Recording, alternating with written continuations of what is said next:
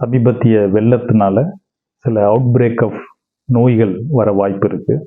அதை நம்ம ரெண்டாக பிரிக்கலாம். ஒன்று பார்த்திங்கன்னா வாட்டர் பார்ன் டிசீசஸ், தண்ணியினால் பரவக்கூடிய நோய்கள்.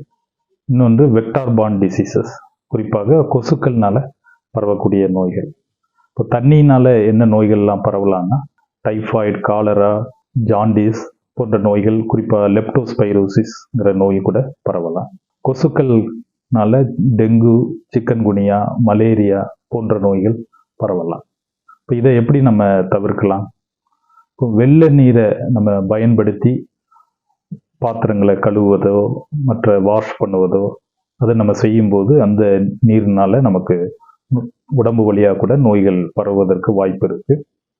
அது மட்டும் இல்லாமல் அந்த காய்கறிகள், பழங்கள் அதெல்லாம் அந்த வெள்ளை நீர் அதில் படும்போது, உணவுப் பொருட்கள் மீது படும்போது, அந்த உணவுப் பொருட்களை பயன்படுத்தும் போது கூட நமக்கு அந்த நோய்கள்லாம் வர வாய்ப்பு இருக்குது.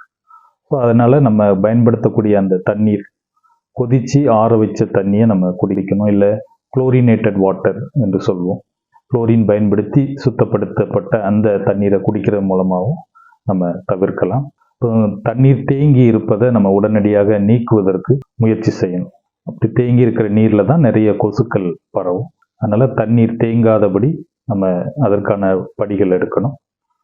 மேலும் நெட்டுக்குள்ளே உறங்குவதன் மூலமாக கொசுக்கள் கடிப்பதை நம்ம தவிர்க்கலாம். விதமாக கடைபிடிக்கும் போது இந்த 2 விதமான நோய்கள்ல இருந்தும் இந்த வெள்ளத்தின் பிற்பாடு நடக்கக்கூடிய இந்த அவுட் பிரேக் ஆஃப் டிசீசஸ்ல இருந்து நம்மளை பாதுகாத்துக்கலாம்.